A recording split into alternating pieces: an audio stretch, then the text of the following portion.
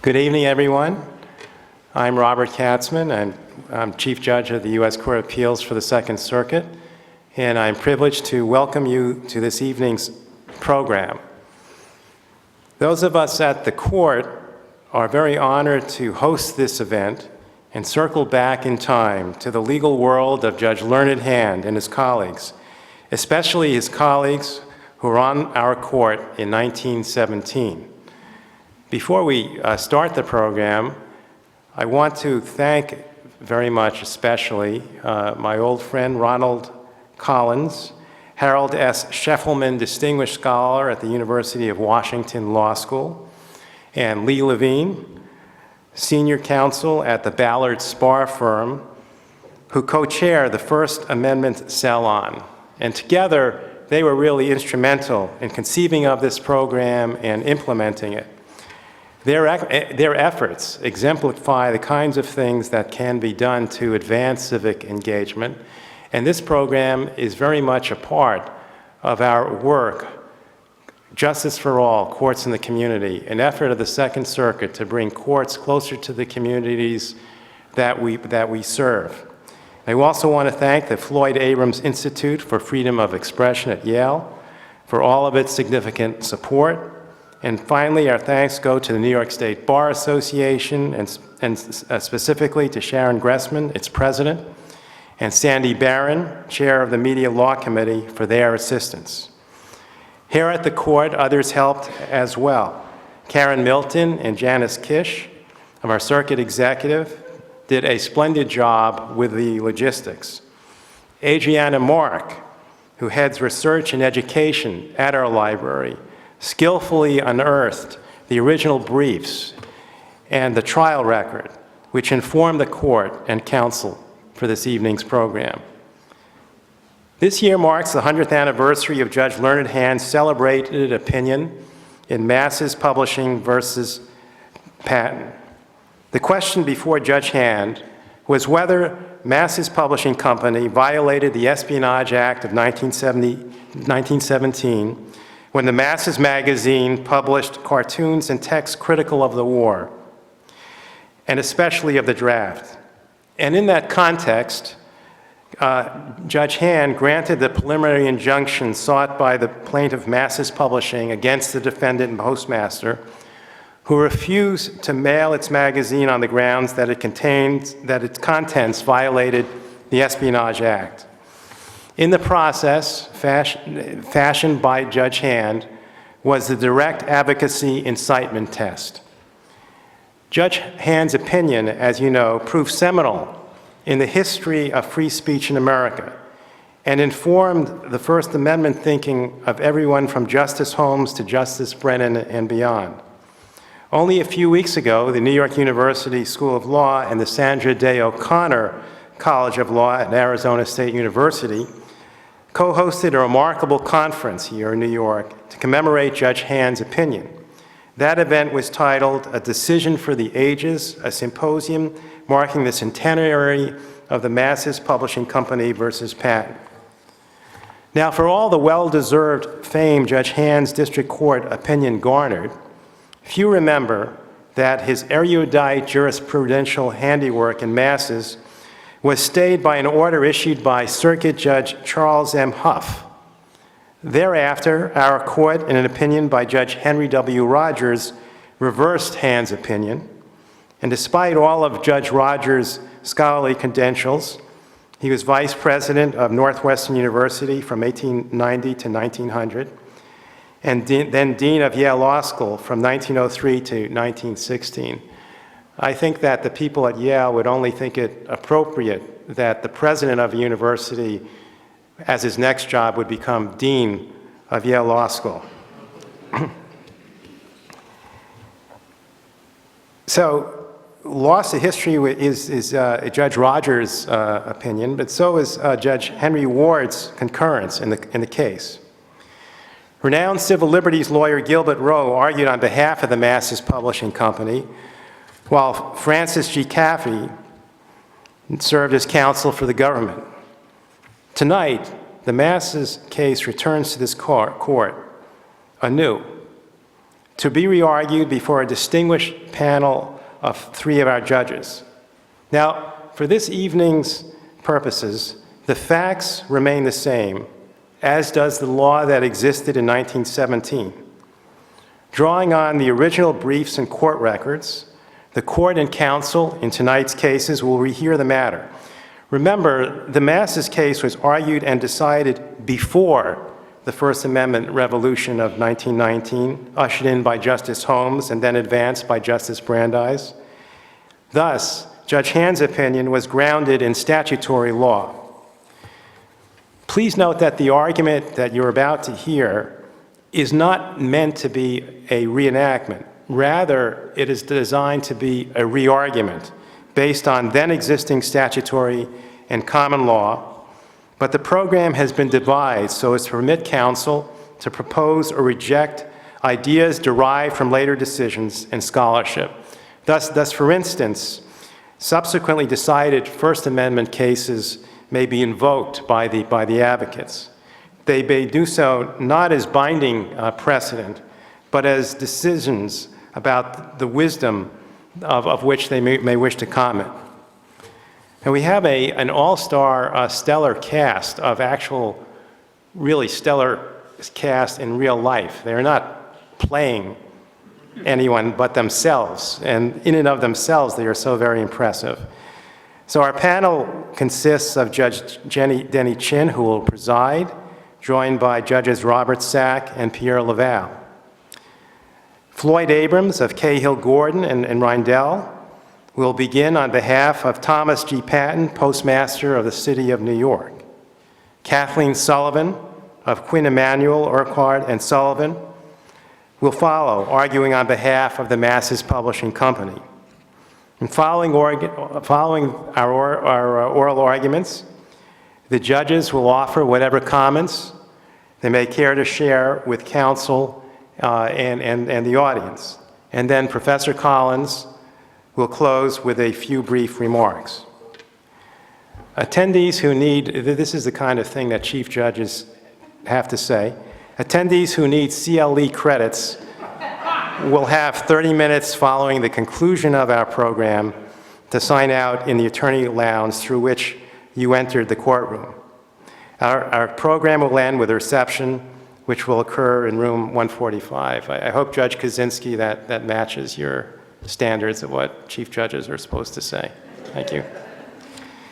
It is now my pleasure to turn the program over to the clerk, who will call the case.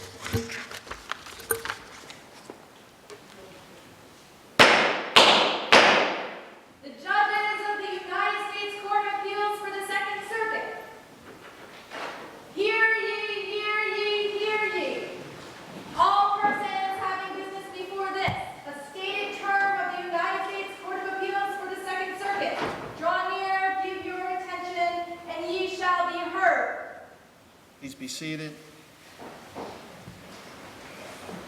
Good evening. I understand the parties are here in Masses Publishing Company versus Patten, and so we'll hear from counsel for the appellant.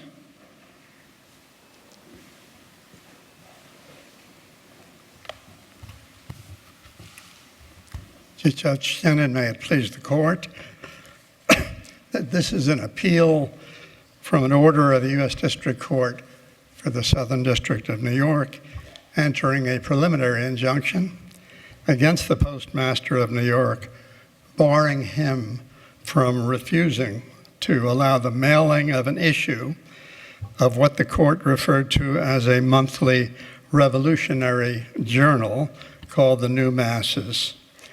In considering the appeal, we urge the court to bear two things in mind at the start. First, we are at war. It is a war in which over 5 million soldiers have already died, a war in which over 40 million soldiers and civilians have died and been wounded, and it is a war in which our country 6 months ago entered. Does the right of dissension become a casualty of war then? I wouldn't say a casualty. I would say that in setting balances and in setting standards, that the fact that a war is on and the fact that speech can sometimes have a deleterious effect on winning the war is something that this court can quite properly take into account. When Judge Hand, for example, concluded, notwithstanding his final judgment in the case, that the effect of the speech at issue here would be to benefit the enemy, we think that is of relevance. It should be of relevance to this. Judge Hand say essentially that sure they could do it under the war powers. Congress could do it under the war powers, whatever they are. But they didn't. If they wanted to do it under the war powers, I suppose they would say what you just said and said, we're doing this under the war powers, friends, whatever they are. And Judge Hand would say, well, that's fine. I don't think that Judge Hand was of the view, I don't read him as having said that the government was not to be heard to make an argument that because it was a war on, that somewhat different standards ought to be applied. He didn't agree with the standards that we argued below, but he didn't deny for a moment the relevance of the fact that we were at war and the relevance of the proposition that at war one has to have a way of looking at a case such as this. How did these cartoons, this poem, how did they undermine the war effort, if they did? Well, the cartoons, according to Judge Hand, and we agree with much of what he said by way of his characterization of them, he said that the publication itself was a virulent attack on the war and the laws that had been enacted to bring it to its conclusion. He said that, and as to issue after issue, that the effect of the publication of the cartoons and of the text would likely be to make it more commonplace, more likely that soldiers would not fight or might be tempted not to fight. He didn't find the temptation or the tendency sufficient to carry the day, but he never denied for a moment that the centrality of the proposition that because we were at war, that was a relevant factor to be considered. Isn't the law very favorable to you here in 1917 when we're judging this case? Isn't the law substantially and clearly on your side? Hasn't the Supreme Court, isn't it accepted doctrine that the only thing forbidden by the First Amendment is a prior restraint? And isn't the Second Circuit, in its prior opinion, correct in saying that this is not a prior restraint when other channels of distribution have been made available to the are not impaired by the Postmaster's order? I'm ready to sit down. I couldn't agree more. Well, you're here to persuade us. The law. And it Well, seems to me there are stronger arguments. than I'm the ones- starting out ahead of the game, I think. There's another factor, I think, that ought to be considered other than by way of background, then it's a war. I mean, the issue here is not whether someone goes to jail.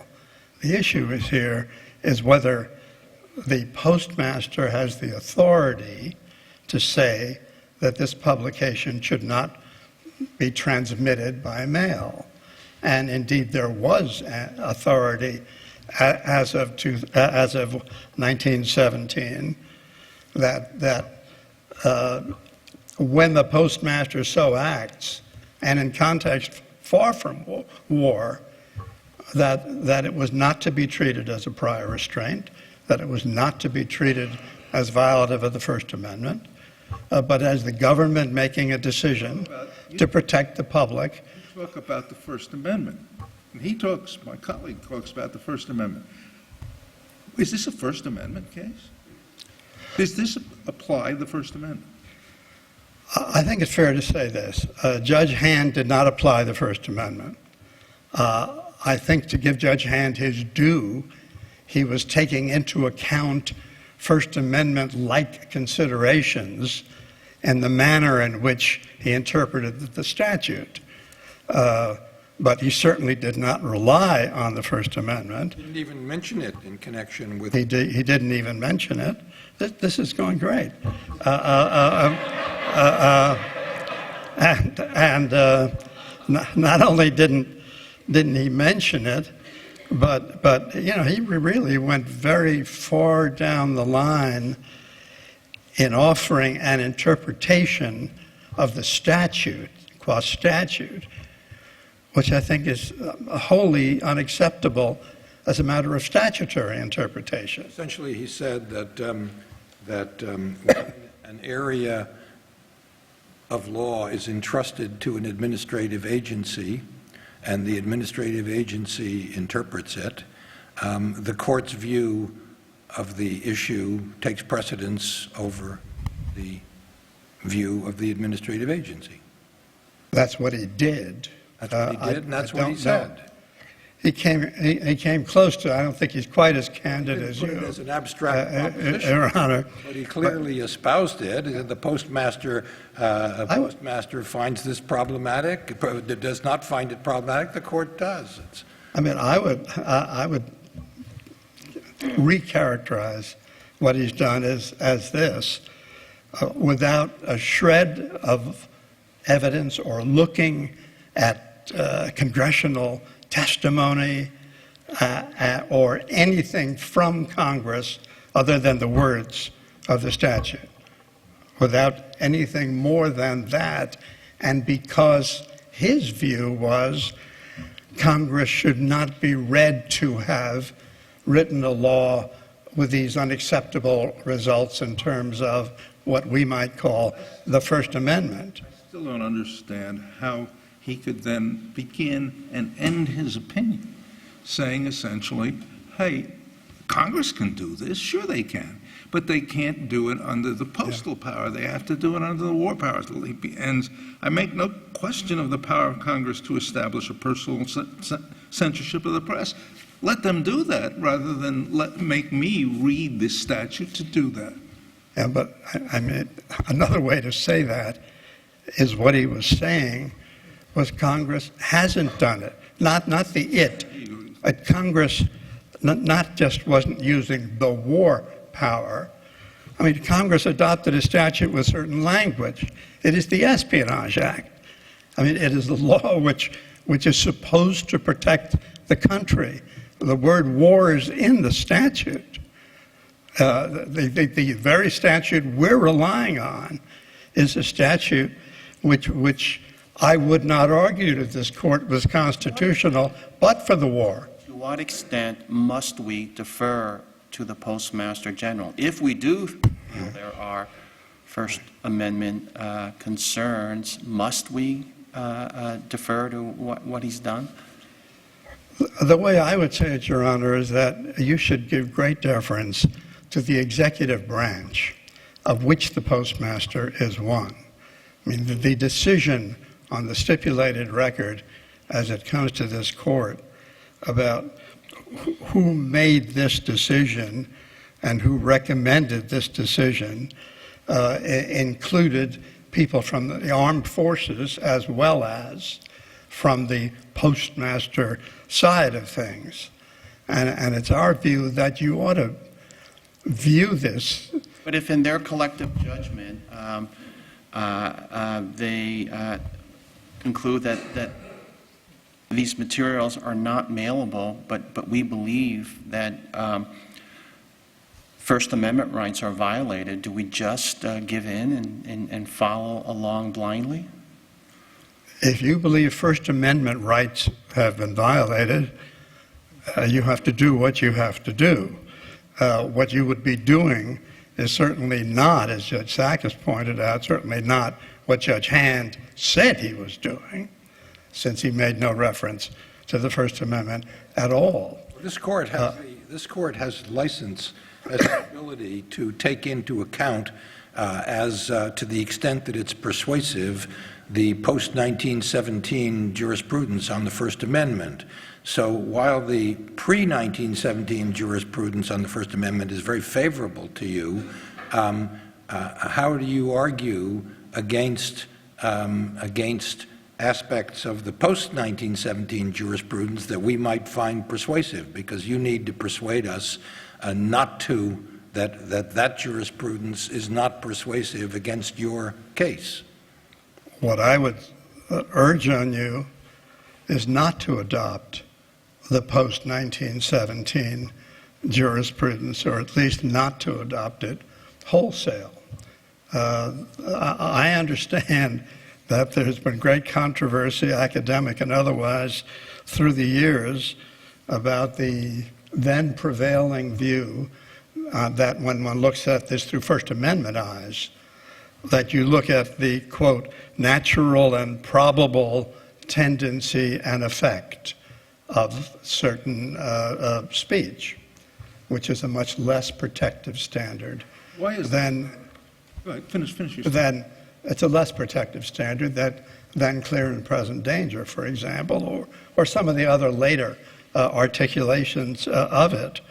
But nonetheless, it seems to us on our side of the table that during war, with respect to threats to the ability to carry on the war in a successful way, that the natural and probable tendency test, notwithstanding that, of course, it risks a level of First Amendment danger, is better put and more thoughtfully set forth and more nuanced than any of the newer articulations. Well, I'm sorry, go ahead. No, Brandenburg, go ahead. The Brandenburg opinion puts forth the proposition that in order to be subject to suppression or punishment, speech must actually incite, it must go further than advocating or encouraging illegal conduct. It has to actually incite. You can't prevail under that doctrine. Why should we, what is your argument against My that? argument is, first of all, Brandenburg is not a war case. And a lot of the cases between 1917 and today have nothing to do on their face with war. And our argument is that they shouldn't. The fact that you can't falsely cry fire in a crowded theater has nothing to do with the situation here when people are dying on the battlefield and are less likely to prevail on the battlefield if a less rigid standard were offered. I mean, I don't have any doubts that Why is that the case? I mean, how does the standard we apply affect whether people are going to die on the battlefield? Because I think the more permissive standards, the more pro-First Amendment standards, as it were, in more recent years, have been standards which came about in circumstances of student unrest on campus and a variety of other situations where the security of the state itself was not at risk. The Pentagon Papers case, wasn't that about a war? Weren't we in a war? Wasn't that the argument of the government? We're in a war and you're putting our... The Pentagon Papers case should have been decided the same way under 1905 statutes. The Pentagon Papers was a prior restraint case. Well, isn't this a prior restraint case? This is a very modest prior restraint case. This allows the speech to go on. It allows everything to occur except not to put this in a mailbox. Except permitting it to reach the public. Yeah. I'm sorry? Except permitting it to reach the public. Well, it's not the only manner of distribution. Of course. And FedEx? How else are you going to... I know they say railways and express companies. Oh, do you think that the masses is in fact going to be distributed successfully through the use of railway? I think there's evidence to the contrary. They're saying you cannot say this, period. Well, it is not saying you can't say it. If you can get up in a park, if you can walk around and hand out leaflets, if you can walk into a courtroom and make arguments, I mean, they Agree that barring the use of the mails substantially inhibits their ability to distribute? it does. Of course it does. Point. And of course, any of the restrictions or any of the more permissive rulings in the years after 1917 allow more speech and put on the scale a much more difficult burden for the government to meet, the effect of which, our position is, the effect of which is that in a war situation is more risky than it should be.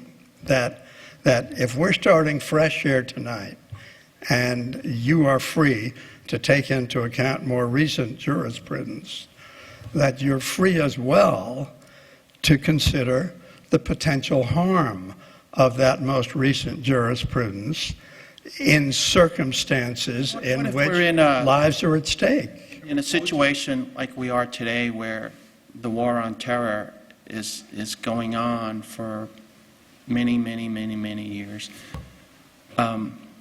you would make the same argument that we're still in a state of war and therefore we should tolerate greater restrictions on speech? I really wouldn't, in part because on one level we're always at war, and I mean, if war becomes the rule and not the exception, then we might as well just have one standard.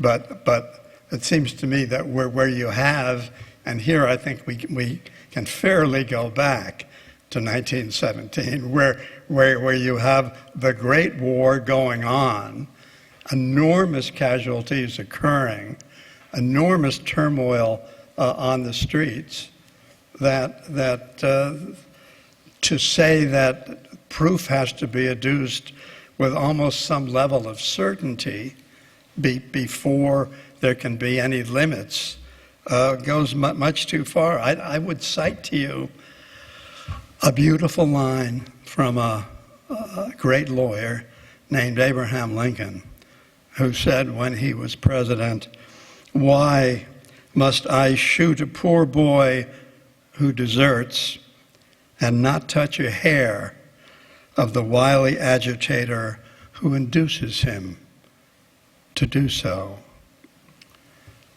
That is a perfectly fair and persuasive, I think, way to look at a wartime situation in which the risks of, indeed, some poor boys deserting. We have seen a recent case, a very recent case, in which that occurred. So that reality, that Lincoln-esque reality, is a very real one, and which I think you want to take into account. Post-17 jurisprudence, a lot of admiration was given to the standards adopted by Justice Holmes and Justice Brandeis in their dissents in Abrams and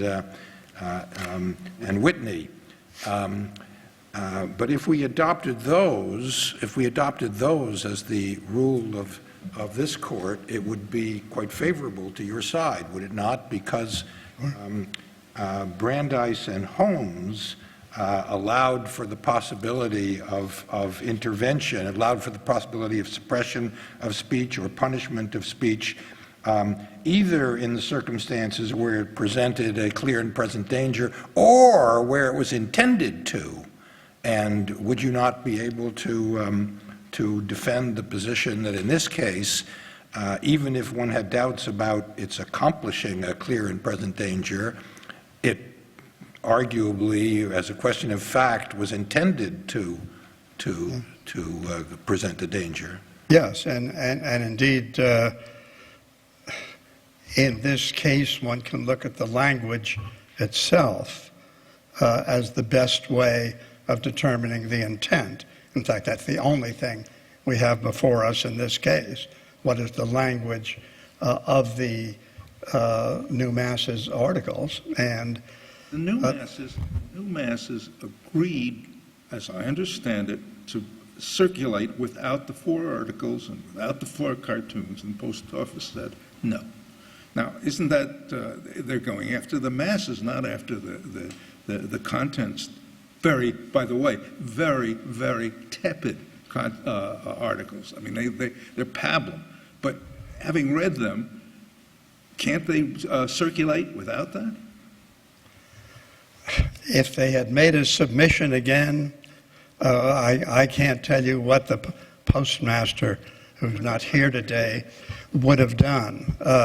They made certain offers. There's always language in the middle of cases in which people propose things when they think they're going to lose.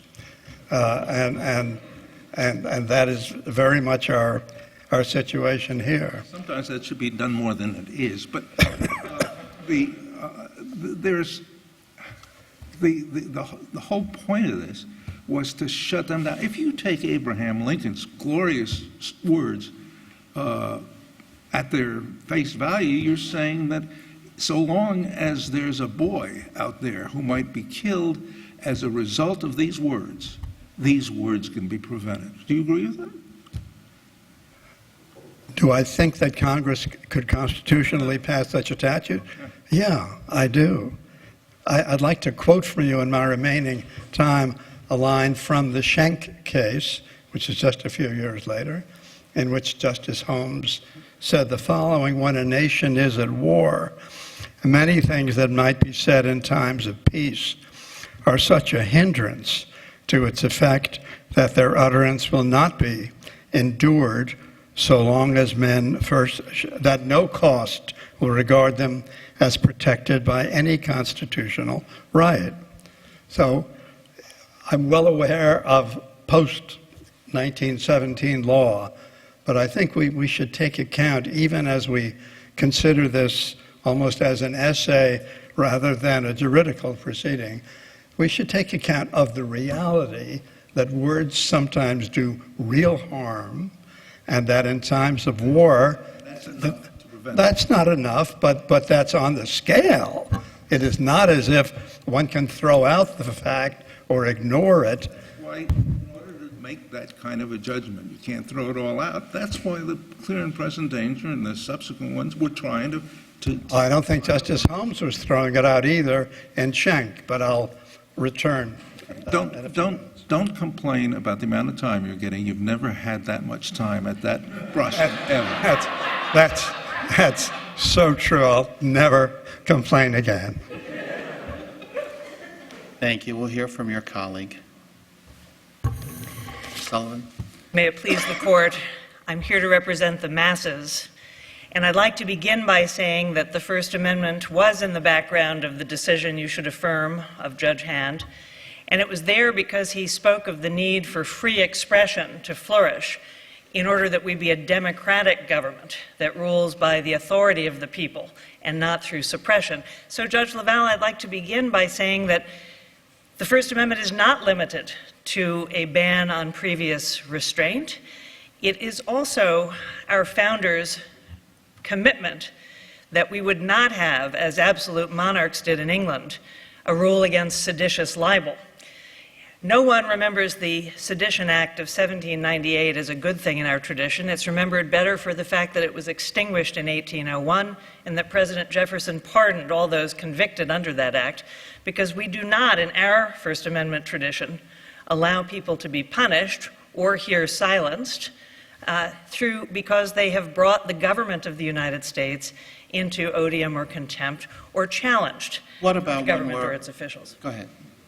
What about when we're at war? Hardships are a part of war, and is it unreasonable to rein in the right of people to express themselves, particularly when it may hurt the war effort? So, Your Honor, we don't here question the power of Congress to enact restrictions on activities, including speech, that actually interfere with the war effort. But Congress wrote a narrow statute here, and my clients did not violate it. And it's important to remember that Congress considered and rejected other versions of the statute that would have spread to seditious or treasonable activities, and that's not the statute they wrote. The statute they wrote prohibits making it prohibits as non-mailable matter things that would violate the following provisions. Statements that are willfully made, false reports or false statements with an intent to interfere with the operation of success of the military. My clients' cartoons describing conscription as the enemy of democracy. My clients' cartoons... The statute also refers to obstructing recruitment and enlistment, and does not the cartoon conscription deter enlistment? Was it not intended to deter enlistment? Your Honor, my client's newspaper, circular, is a discussion of satirical political views. Let me contrast it with this. My client did not go down to the lines outside the recruitment center and urge people to resist the draft. He did not walk down with a jacket with an Anglo-Saxon crude verb telling people to resist the draft. My client did not do anything directed at the troops at all. All we're trying to do is mail our circular through the mail to the general public. So, Your Honor, not intended to incite anyone to violate the draft. I'm sorry, Your Honor. Judge Hand, actually, he didn't.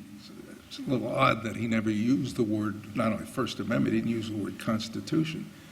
Something I know by using a contraption that will be invented 50 years from now called Westlaw. But in any event, and I wonder about whether he thought he was actually, he was deciding whether, not whether he was, of course, employing as a matter of interpretation First Amendment doctrine as he understood it.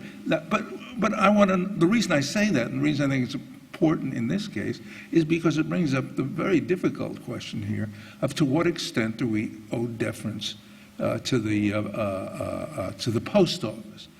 Because if there's two ways of looking at this, are we not supposed to look at it, say, okay, there are two ways, we don't agree with the postmaster, but we defer to him. And let me just add to Judge Sachs' question. He made it very clear that his reasoning was not based on the freedom of the press.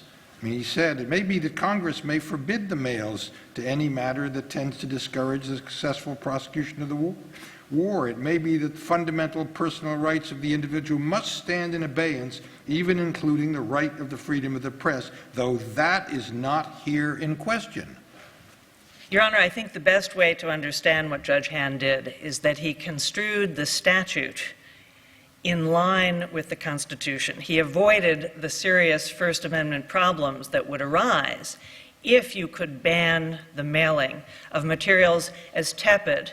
And while I wouldn't call my client's material pablum, it is mild. It is not incitement to obstruction of the draft. So, Your Honor, I think the best way of understanding what Judge Hand did is he avoided the serious First Amendment questions that would arise if you found these cartoons and these articles celebrating conscientious objection and giving tribute to Alexander Berkman and Emma Goldman. If you can find that these articles are non-mailable in violation of the Espionage Act, then that would be unconstitutional. So I think he correctly reads the statute not to forbid those things. Now, Judge Chin, obviously you're correct. The statute doesn't just bar false statements, and we can all agree Judge Hand was right that these were not false statements or reports. These are expressions of opinion, not false statements of facts, and certainly not believed to be false by those who spoke them. So put Clause 1 of Section 3 aside. Even if we turn to the part of the statute that requires... Section 3 is the problematic section. Yes, Your Honor. With respect to obstruction of recruitment, obstruction of the draft. So let me first try to defend Judge Hand's decision. And then if you disagree, I'd like to propose that I win even under my learned adversary's so-called clear and present danger test. To begin with Judge Hand's opinion, he correctly said that in a free society in which democratic authority derives its support from the agreement of the people and not dominion over them, in that society there must be breathing room for free expression. There must be an opportunity for people to express, even in harsh terms, invective, propaganda, their disagreement with the government. And yes, that must exist even during times of war. Abraham Lincoln, quoted eloquently by my learned friend, spoke quite vehemently against the Spanish-American War. A later young senator from Illinois who would go on to become president spoke quite vehemently against a war he opposed in the Middle East. So the ability to criticize government, even in times of war, is crucial. And if you have too restrictive an approach to freedom of speech, that breathing room will be extinguished. So, Your Honor, The argument is that this doesn't prevent your clients from speaking. It simply eliminates their ability to mail the magazines. And as the record shows, they found other ways to distribute. Your Honor, in fact, if my client can't take advantage of second-class mailing privileges, the masses will not be published. As Judge Sack rightly pointed out, there aren't alternative means of communication other than the mails. The internet hasn't been invented yet. And because this effectively is censorship, effectively is silencing, I think you need to read the statute narrowly. Now, Your Honor. You're saying that the risk that the masses may go out of circulation, may go out of existence, is something that should be viewed as more important to this court than the risk that we might lose the war. Not at all, Your Honor. Two things. First, we concede that if my client had directly incited obstruction of the draft, it could be punished and it could be deemed non-mailable. We concede that. This is not that case. As John Stuart Mill wrote in On Liberty, it's one thing to say corn dealers are starvers of the poor. That's protected. It's another thing to say it to an angry mob outside the corn dealer's house. But my clients were not engaged in inciting an angry mob. They were not engaged in words as direct triggers to action. They were engaged in what you might call, as Judge Hand put it, keys to persuasion. And there's a constitutional difference between directly counseling law violation on the one hand, which we admit could be punished, and on the other hand, just trying to encourage people to think maybe conscientious objectors have something good to be said about them. To say to somebody, the history of this kind, we would still be a British colony if the people had not had the courage of their convictions to stand up to oppression. And much of the greatness of this country is based on the courage of people. Only cowards will refuse to act by their principles. You're saying that is not incitement, that is just talking history, talking abstract values. It cannot have any effect on people's behavior? Well, Your Honor, it could be said that every idea is an incitement. And that every expression... I'm talking about these ideas here. Why didn't these ideas call upon people, express the view that people should refuse to... I mean, it calls the enlistment slavery, and it's well established, slavery, bad thing, morally reprehensible. Nobody should cooperate with slavery. This is what the draft is. How can that be viewed as not encouragement not to cooperate with the draft? Your Honor, it is encouragement, but it's not directly counseling imminent lawless action. Those are just words. Well, Your Honor, I think... It's indirectly. Why should... And here's the answer, Your Honor. If you go after any expression which could indirectly, through mental processes, cause someone to want to emulate a draft resistor... We're not talking about anyone. We're talking about this one. These words, like the words in your hypothetical, are not enough to satisfy the constitutional restraints on Congress and on the Postmaster, because you could... Because why? Because, two reasons, Your Honor. First of all, we think that Judge Hand was correct, that you need a hard, objective, qualitative test that distinguishes triggers to action from keys to persuasion, words of opinion from actual counseling of lawless action. Yelling at the mob outside Why should we require that? Because of the great principle of self-government that our First Amendment protects. We differ from the dictatorial nations of the world and the monarchy from which we escaped because we have a government in which the will of the people through their voluntary support is how we govern. Government is derived from the will of the people to support it, not from the suppression of speech. And in fact, nothing could be... Does it not elevate form over substance if we are looking, if we require the literal words as opposed to what the natural effect is? Fair enough, Your Honor. And I'd like to suggest as an alternative, if you disagree with Judge Hand, I still respectfully request that the court affirm on the alternative ground that the masses does not pose a clear and present danger to the war effort. What does it have to be a clear and present danger of? A clear and present danger of what? A clear and present danger of a gravity of evil, of a danger to our society so great that, discounted by its improbability, it is something that the government may support. Precedent for that. I mean, if there's a clear and present danger, that the government will get less cooperation, less submission to the draft than it would have otherwise, why doesn't that why does it have to be a clear and present danger of a total catastrophe? If the government is entitled to have universal cooperation with a law that requires submission to the draft, why isn't it entitled to that? And why isn't clear and present danger satisfied by words that would interfere with the government achieving that? I mean, it's like saying, as long as you don't take away all my property, if you take away 12% of my property, that's to be disregarded. Your Honor, two points. First, we don't dispute here that government has the power to stop action and conduct that impairs the war effort. If there are actually people going down to draft lines at the recruitment center and hauling men off... Words can be equivalent to action. Words can be triggers to action, but we must act slowly. Treated legally as though they were. They're close enough. Your Honor, I think what I hope that this court will see as a virtue in Judge Hand's opinion is that he reminded us that expression can have a quality that must be protected for the purposes of self-government that I described before, even if it might have some causal tendency, some bad tendency as my... The question then is, I mean, the problem, like so many cases we hear, is you're both right. That is to say, of course, we shouldn't shut down all speech because some speech might end up, that destroys democracy, as you said just now. On the other hand, we all agree, I think, we have to, that there's some speech that can be shut down, and it depends on the circumstances. In war, it's different. In the middle of a hurricane, it's different. We all agree on that. The question is where we draw the line. We have to, in each case, the tension is there.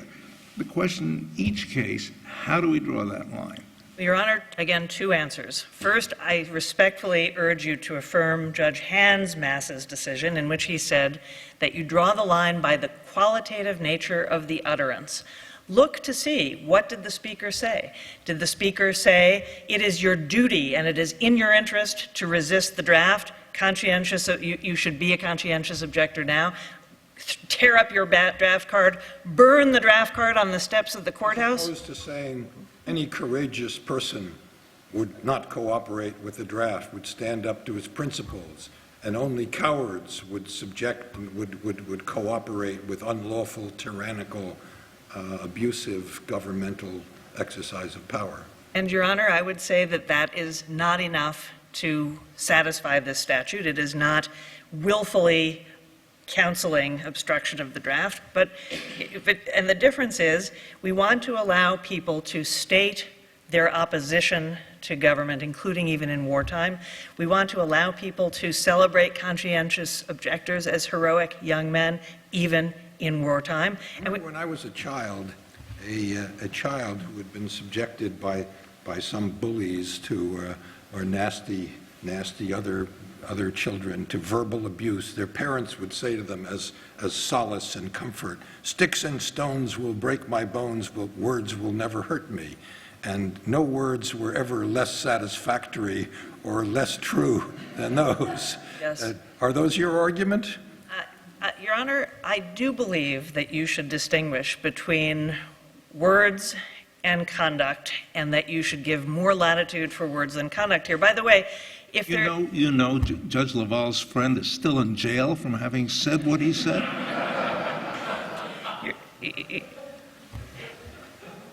Does he need a lawyer? I just want to go back to this. Let's be clear here. We're not objecting to solicitation statutes. A word that says, "Go kill somebody for me," the fact that it's words doesn't take it out of the criminal law. We're not objecting to conspiracy statutes. The fact that you agree to commit a murder or another crime, the fact that it's words doesn't take it out of the criminal law. So what's the test? I mean, how do we decide which words violate the statute and which words do not? The way this statute is written, you should affirm Judge Hand and say these words do not violate the statute, understood in light of the First Amendment, because they do not constitute direct counsel telling you it is your duty and in your interest to violate the law. It would be different if we had published a publication and sent it out, handed it out to troops on recruiting lines, said, "You are being sent off as cannon fodder, as to the slaughter of the big banks and magnates." We didn't do that. My client has a cartoon satirically depicting big business as happy once Congress has declared war. It depicts a body of a child lying in front of a cannon, I think. But isn't that the equivalent of what you just described? Well, Your Honor, it's describing it in an artistic way that allows the reader to make a conclusion that, in fact, conscription is the enemy of democracy and labor and the scourge of mothers because they'll lose their children to war. But those are a set of thoughts that are within permissible range of viewpoints in disagreement with a war. Help me with this. You, and I may say, in my view, your adversary are both a little sliding between it being a First Amendment case, in which case the First Amendment means whatever the Supreme Court says it means, but it has that's what we're looking at now, the Supreme Court. Or we're saying, and I think this is what Judge Hand was saying, was that I'm informed by the First Amendment, but I'm doing no more than using that information. I'm deciding what Congress must have meant when it said this in light of First Amendment principles. And that brings me back to the big point of beginning, which is if Judge Hand was doing what he was doing, which was a sophisticated First Amendment enlightened reading of the statute, why do we not? It's a statute reading. Why do we not defer to the Postmaster? You're in just as good a position as the Postmaster to interpret the statute in light of the First Amendment. There's no issue of administrative expertise here. You can read the words of the masses just as well as the Postmaster. You can read the words of the masses just as well as you could read a contract or a statute. The Postmaster had assistance from the Attorney General and the Judge Advocate General. Your Honor, it's all the more important that you give de novo review here and you decide through the neutral eyes of the courts and not the zealous eyes of the administrative and executive branch to decide whether the statute is being violated. There are three branches. Congress wrote the law. It wrote it narrowly. It didn't write a seditious libel law. It wrote a law about people who willfully obstruct the draft, people who willfully cause insubordination.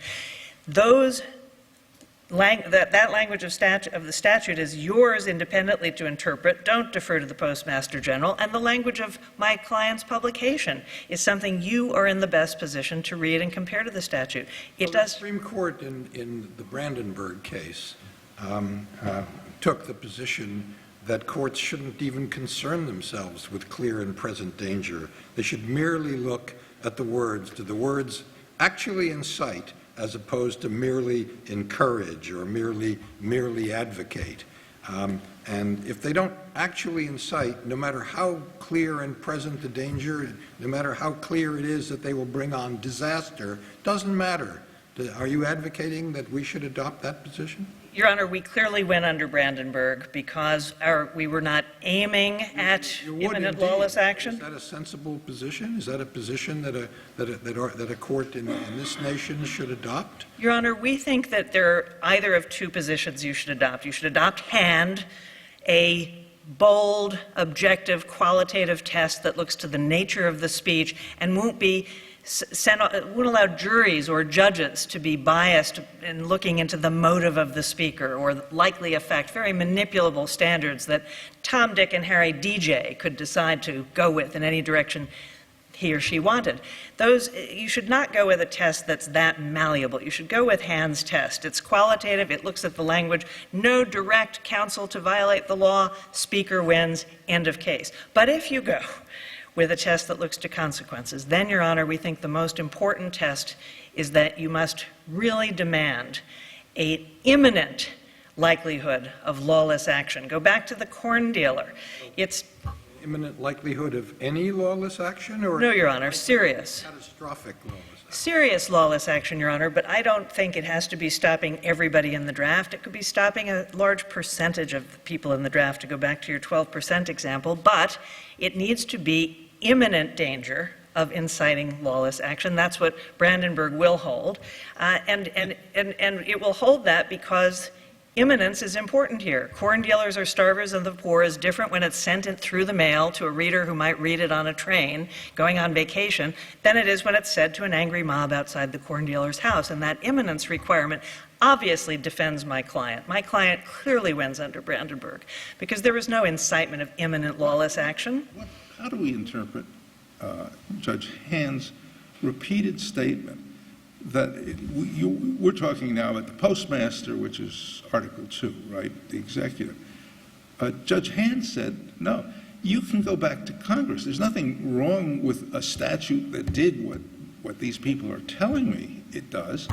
They go back and say this is unlawful, and we'll defer to that. There we respectfully part company with Judge Hand, Your Honor. We think if Congress were to make a statute that says merely having a bad tendency to encourage a seditious disposition somewhere in the nation, if that were passed by Congress, it would plainly violate the First Amendment. But then you would have to bring in and actually apply the First Amendment rather than to say that what you were doing was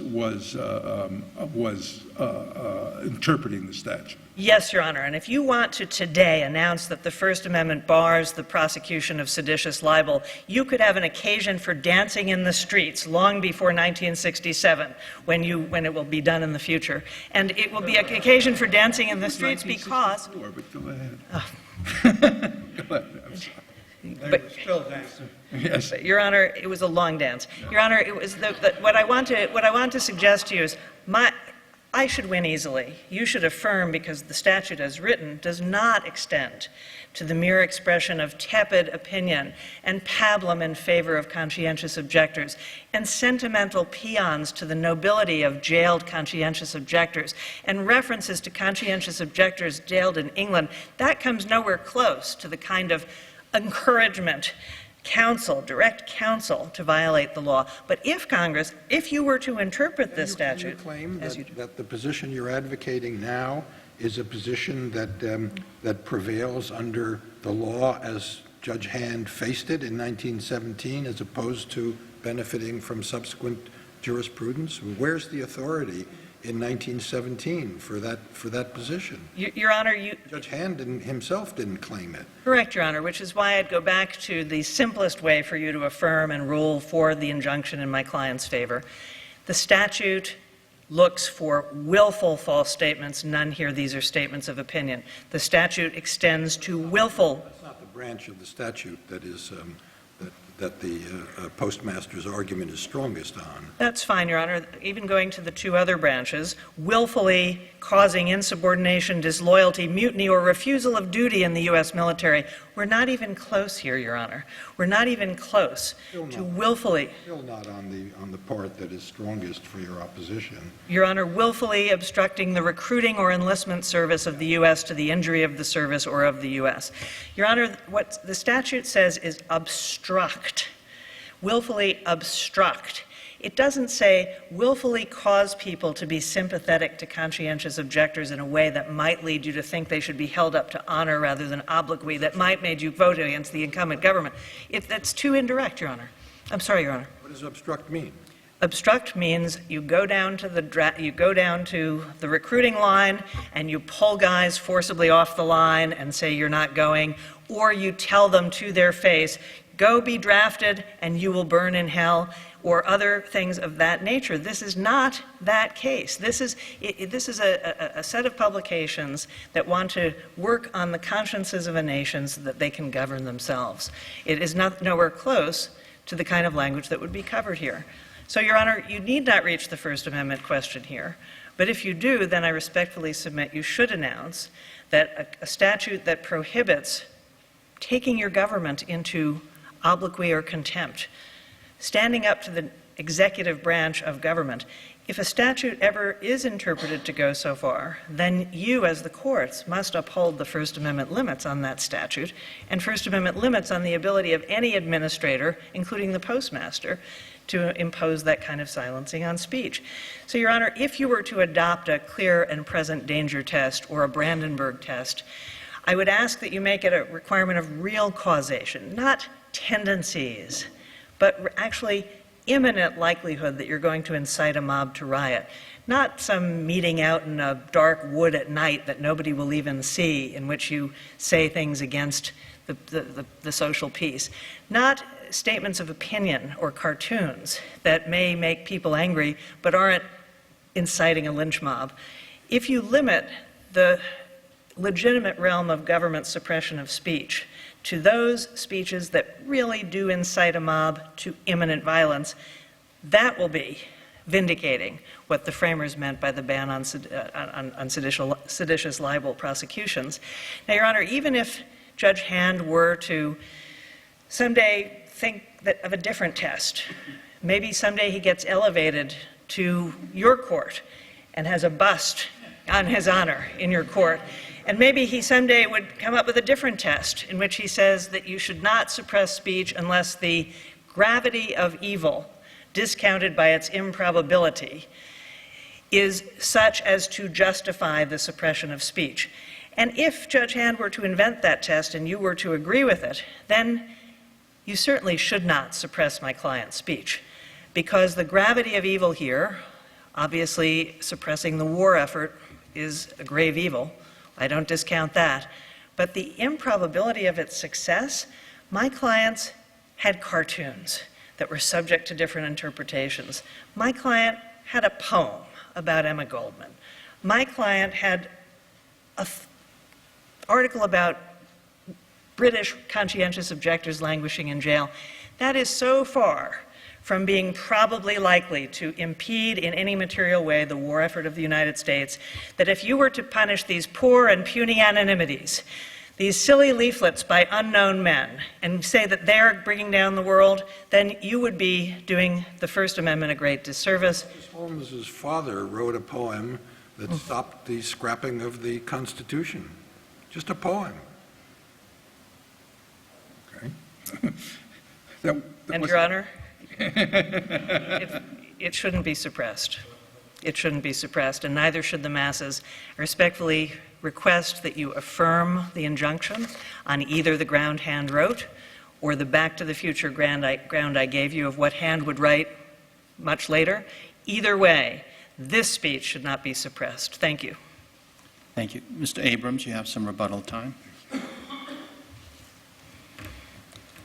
Counsel quite correctly has articulated what Judge Hand required in his test, the direct advocacy of illegal conduct.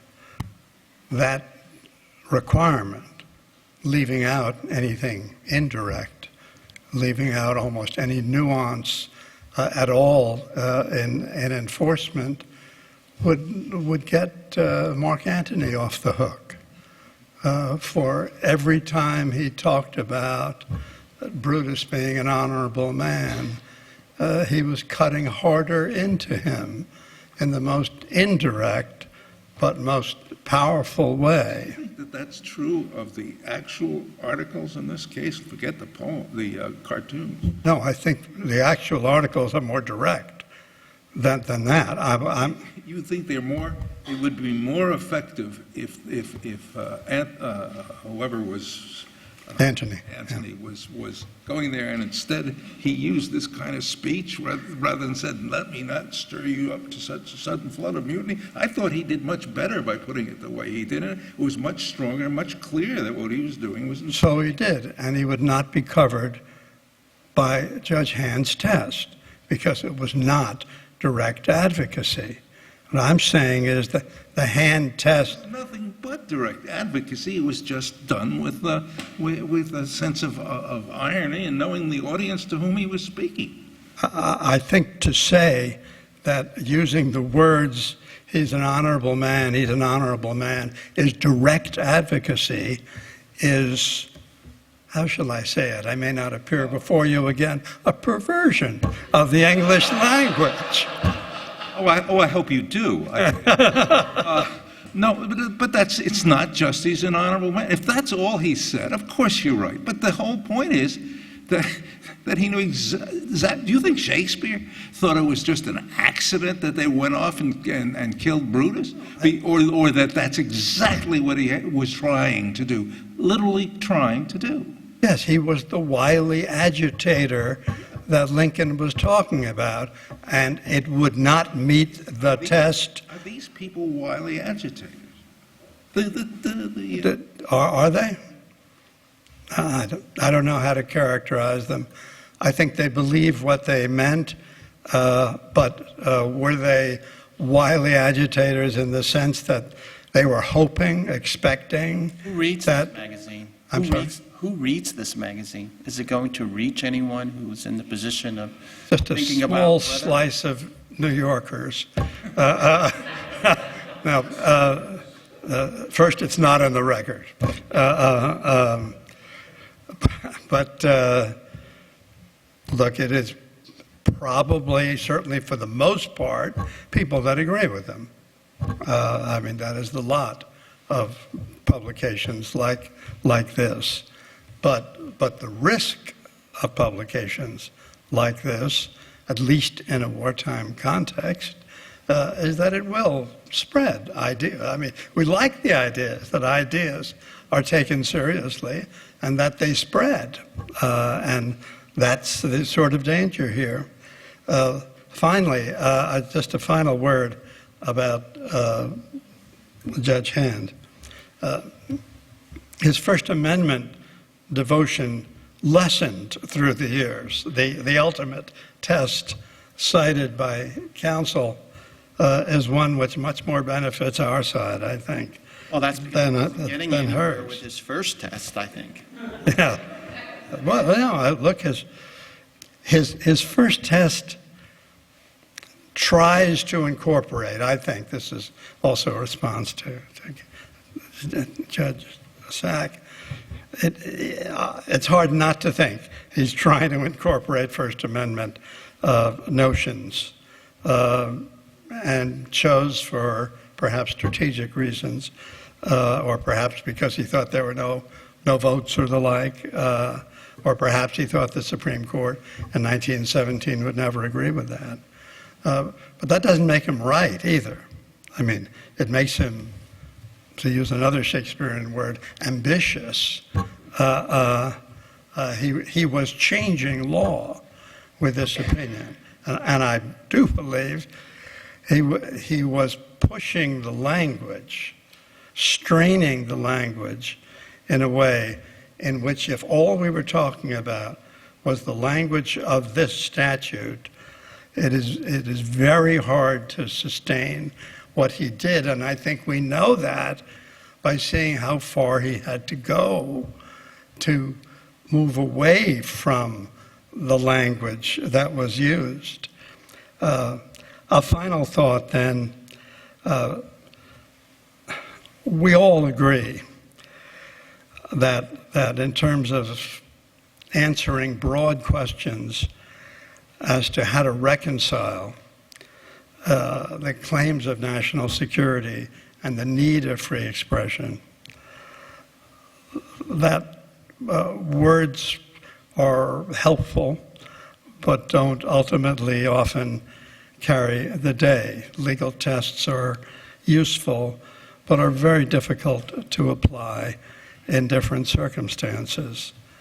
The worse the circumstances are, the more dangerous the circumstances are. What do you say the clear and present danger must be of if we were to adopt the clear and present danger test? As applied to Clear and this present case, danger of what? I would say impairing the war effort. Any impairment of the war effort? Impairment of some significance, not trivial, but not necessarily winning or losing the war. But impairing the war effort is a strong enough interest and a dangerous enough result that in time of war, it's not too much to ask that the price tag, and it is one, be paid of some lesser amount of protection for speech. Thank you, Your Honor. May I ask you, I'm getting back to Mark Antony for a second. It seemed perverse, I think is what you said. If the presider was Mark Antony and he said, "Oh, Mr. Abrams, your red light is on, but please go on speaking," do you think he would really be asking you to speak or to sit down? Which of you shall I assume is sitting in the center? There he is. I believe Judge Chin means what he says. Thank you. And you're going to disobey. That concludes our re-argument. How about a round of applause for our two wonderful advocates?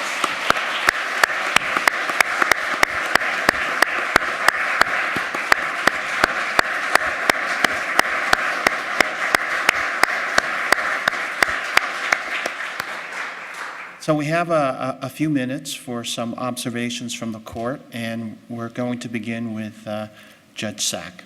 Actually, the first thing for me to say is that we are enormously grateful and admiring of Judge Chin, who, when our presider had a certain medical problems, stepped in at the last minute within the last week.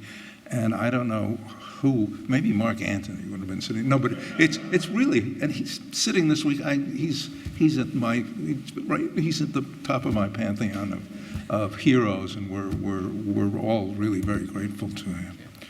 Let me make 2 points. One of which I discussed at NYU a little while ago, but the masses, great case. We're here. We're talking about it. Great lawyers. And yet the masses as a case is virtually unknown to the courts and the bar. You never read it, did you? Come on. I didn't, and I was in the business until 6 or 8 weeks ago. And yet it's well known and celebrated by scholars, and we're doing that today. And I went into Westlaw, which 50 or 60 years from now, you know what I'm talking about.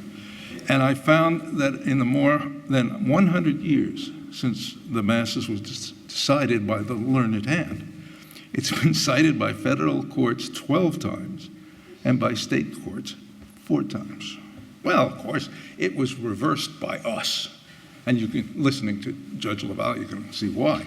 But it was reversed by us. So, well, how about our reversal, Judge Rogers? The Second Circuit decision reversing it has been cited in state and federal opinions only 22 times. So that's 38. I thought, gee, what shall I compare? Is that a lot? Is this as little as it seems to me? Well, being narcissistic, just random, I took the first opinion that I ever wrote for this court.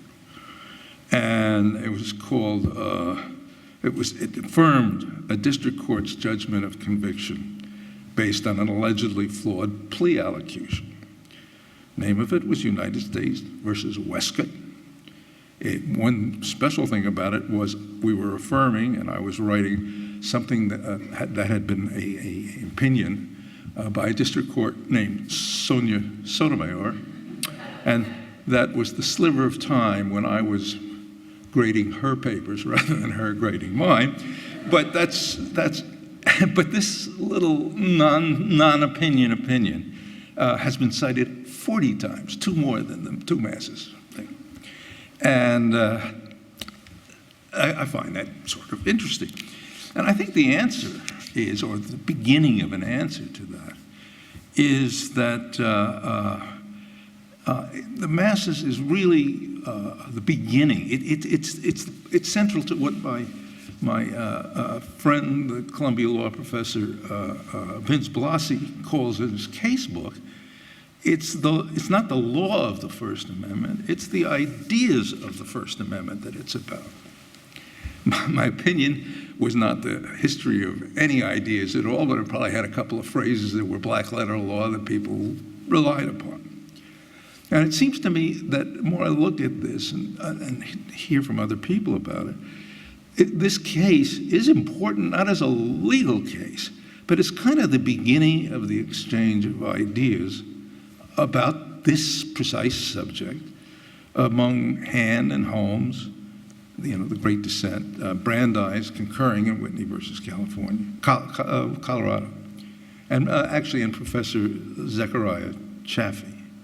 And it includes a wonderful story that many of you probably know about how they did business then. Important part of this history was Hand running into Justice Holmes on a train up to Boston, right? And discussing the question of protection, constitutional protection for freedom of speech. So I think it's very important, but it's important because of who Handy was, where we all were, who he discussed it with.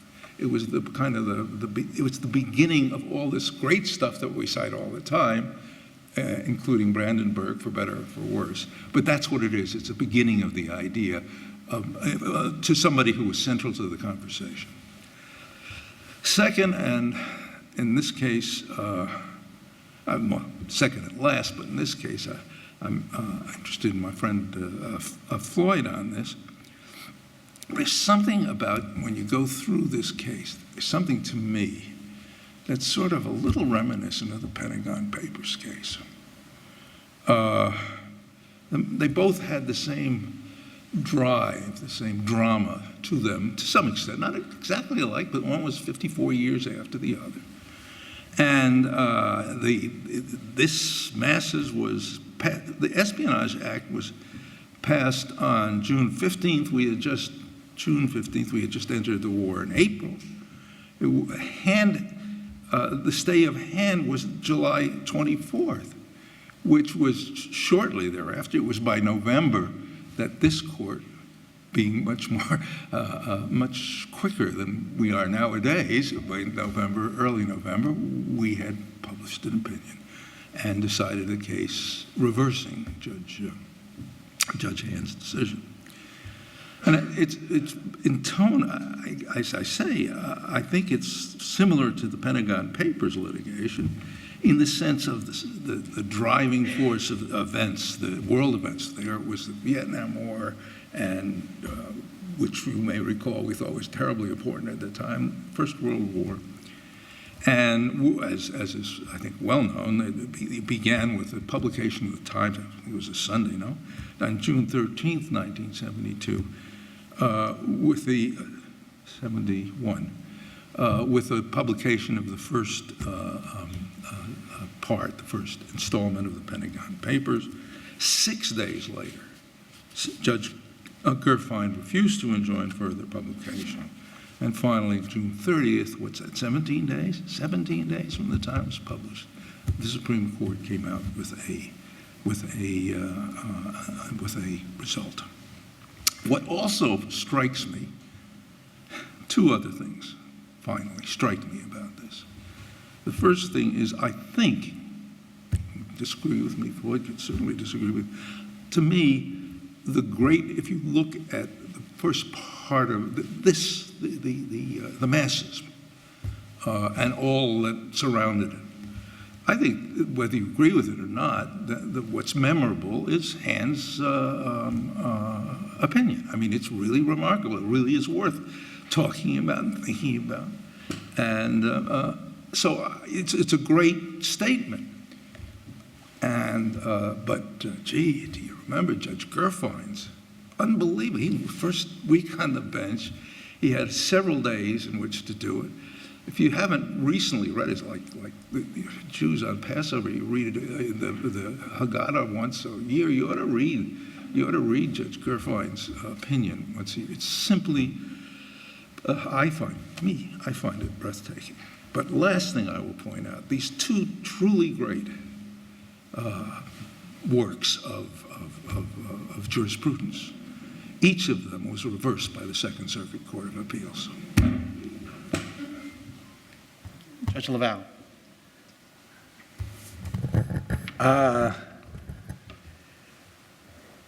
This is a great book. Tony Lewis's book. You probably all know it. You're all First Amendment buffs. A fabulous book, Make No Law by Anthony Lewis.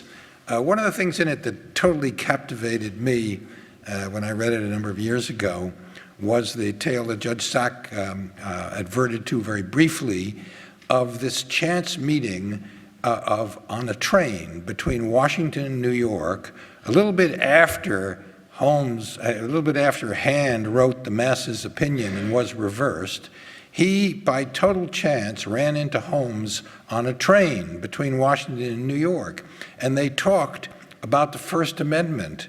And Hand pumped the view that he had aired in the Masses, and Holmes answered, "I don't quite get what you're aiming at." And they corresponded for a while afterwards, and little by little, Hand's influence got under the skin of Holmes, and the course of First Amendment history changed dramatically for the better. Now, one of the things we've talked about extensively, one thing I didn't suspect when I read it in this book, I hadn't read the Masses' opinion until I read it in preparation for this event. And this book treats it as, and I think most people view it as, a First Amendment opinion. But I was stunned to find, reading the Masses' opinion, as we said repeatedly during the course of the argument, that it's a very sly opinion.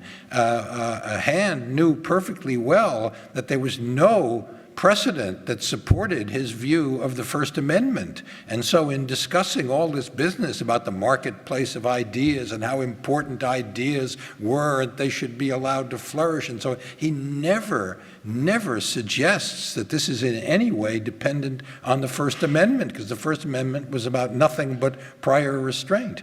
And for reasons that are not all that easy to understand, keeping the masses out of postal delivery was not viewed as a prior restraint.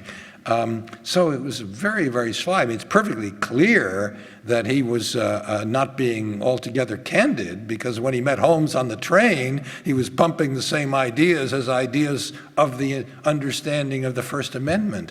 But he very slyly avoided attributing and just talked about the marketplace of ideas.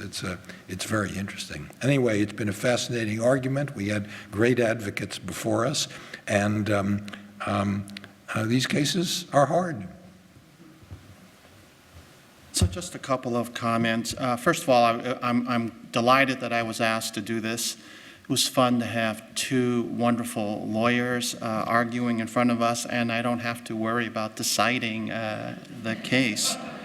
I also was unfamiliar with the Masses case. I'm not surprised that it hasn't been cited more. Fortunately, the government doesn't often try to suppress poetry and cartoons. I have become a big fan of history over the years. My wife and I were in Washington over the weekend doing a presentation on the Korematsu case. And there we were talking about military necessity and the hardships of war in the context of Japanese Americans being sent to internment camps. But it is wonderful to be able to go back and look at these historic cases, and I do think there is much to learn from them. Professor Collins, you're going to close us out.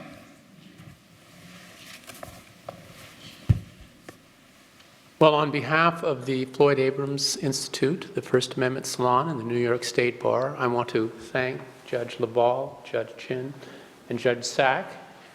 Ms. Sullivan, Mr. Abrams, will you join with me in extending a round of applause?